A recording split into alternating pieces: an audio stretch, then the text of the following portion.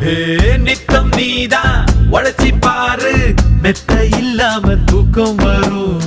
சத்தம் நின்றி உதவி செஞ்சா வாழும் போதே சொர்க்கம் வரும். பாரதியே படிச்சு புட்டா பெண்களுக்கு வீரம் வரும். கால் மார்க்ஸ் நினைச்சு புட்டா கண்களுக்குள் நெருப்பு வரும். பெரியார மதிச்சு புட்டா பகுத்தறிவு காணா வரும்.